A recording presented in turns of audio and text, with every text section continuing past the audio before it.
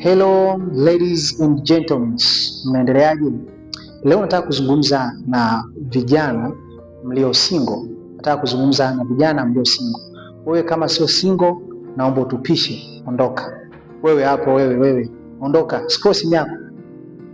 Wewe hapo, wewe unaniangalia hapo. Kama sio single, scroll simu yako, ondoka. Naona ameshaondoka. Sawa, nataka kubakia na singles. Wale kama unajua ni single. Alafu naona narudi. Hebu mwalimu Lupimo niletee fimbo hapo. Niletee fimbo. Naona huyu mtu hataki kunisikiliza. Ameshaondoka acha. Sawa. Nataka tukaongee. Watu wengi wameumizwa sana kwenye mahusiano. Watu wengi wanaishi na majeraha makubwa sana ya mahusiano.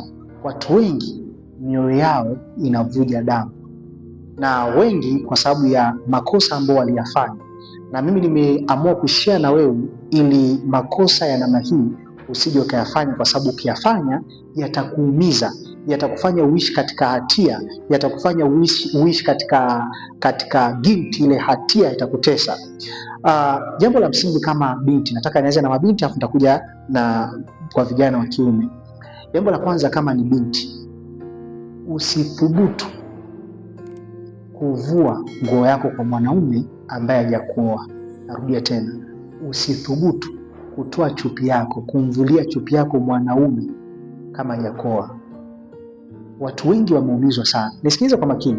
Unajua kuna namna nyingi za kuelewa. Unaweza kaelewa kwa kuambiwa tu ukaelewa, lakini pia kuna namna nyingine, njia nyingine ya kuelewa, na kuna kuelewa kwa maumivu. Sasa hii njia ya kuelewa kwa maumivu ni mbaya sana. Ndio maana nimekuandalia video hii ili usije ukaelewa kwa maumivu. Naomba nielewe kwa kunisikiliza tu, nielewe. Usithubutu kuvua chupi yako kwa mwanaume ambaye hajakuoa. Watu wengi wanajidanganya eti kwa kuwa atanioa, kwa kuwa ananipenda, ngoja tu nilale naye, ngoja tu ni sex naye, hana shida, yule kaka ni mpole, ngoja tu nilale naye atanioa. Baada ya kusex, watu wengi wanakuta wanaachwa, wanabakia na maumivu. Mwingine anapigwa tukio mpaka anaanza kuona wanaume wote duniani ni mbwa. Sio kweli, wanaume wote sio mbwa. Kwani babako ni mbwa?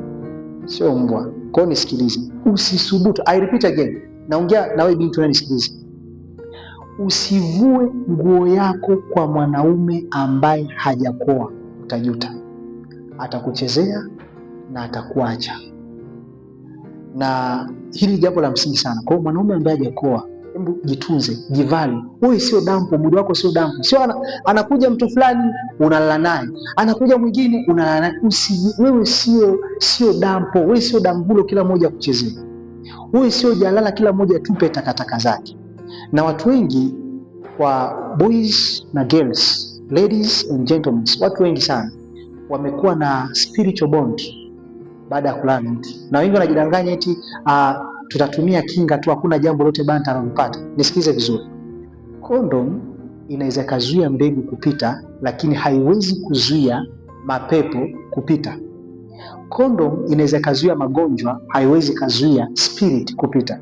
Na ndio maana mwingine baada ya kulala na mwanaume, ile roho imemvaa, roho ya uzinzi na uasherati imemvaa baada ya kulala na mwanaume. Kwa hiyo usije ukajidanganya. Watu wengi wanakuwa na emotions zile za kujidanganya eti mimi nita sex naye tu, kwani sex naye kuna kitu gani kitatokea? Kwani nikilala naye kuna kitu gani kitatokea? Mbona mimi niko vile? Nataka nikwambie, hata kama ukatumia condom inaweza kuzuia mbegu za kiume, haiwezi kuzuia mapepo kupita. Na ndio maana wengine baada ya kuseksi tu huduma zao zikafa. Alikuwa ni mwana maombi mzuri, alikuwa ni mwana praise mzuri, alikuwa akiimba mpaka kanisa lote watu wanaanguka, alikuwa akishika maiki, lakini baada ya kuseksi ile shauku ya maombi amepoteza, hawezi kuimba tena. Hata akiimba yeye mwenyewe ndani anajiona ni empty, hana kitu kabisa. Kwa hiyo kuna madhara ya sex. As a lady, as gentlemen, kuna madhara ya sex. Sex inaweza kumuunganisha mtu mkawa kitu kimoja. Sex inaweza kumconnect mtu. Ndio maana Biblia inasema azinie, alalai na kahaba, azinie na kahaba watakuwa mwili mmoja. Sex ni tendo ambalo linawakutanisha watu, linawafanya watu kuwa kitu kimoja. Kwa hiyo unapokuwa mtu wa kulala na wanaume, maana yake kuna mizigo ile, kama ni mwanaume, kama alikuwa ni balaa na mikosi, mnakuwa connected, mnakuwa spiritual, mnakuwa connected, mnakuwa mwili mmoja. Kwa hiyo hiki ni kitu ambacho cha kuepuka. Ndio maana watu wengi sana, yamkini wengine wanaweza wako kwenye ndoa sasa hivi, unakuta mtu uliwahi kulala naye miaka 10 iliyopita, mpaka leo hii yule mtu unaendelea kumuota, mpaka leo hii yule mtu unaendelea kuota, nimeota yule mtu, nimemuota kijana ambaye uliwahi kulala naye miaka mingi iliyopita, lakini bado unamuota mpaka leo. Kwa nini? Kwa sababu tayari mna connection, mko spiritual connected, mko mwili mmoja, kuna muunganiko kati yenu, na huo muunganiko usipouvunja utaendelea kukutesa maisha yako yote. Kwa hiyo usithubutu kulala na mwanaume au mwanamke, yani kama ni mwanamke usithubutu kuvulia chupi yako mwanaume ambaye hajakuoa. I repeat again, usithubutu. Yamkini wewe unanisikiliza umekulala na mwanaume na yule mwanaume akakuacha, mliambiana maneno mazuri, usije ukadanganywa kwa maneno. Kuna wengine wanaume wengine ni mafundi kwenye maneno, yani akikwambia neno mpaka unaweza kwa hata mchungaji akiwa au mtumishi wa Mungu akiwa anakushauri, bwana usifanye hivi, usifanye hivi, yanapita huko yanatokea huko. Lakini mwisho wa siku yule mwanaume alikuacha.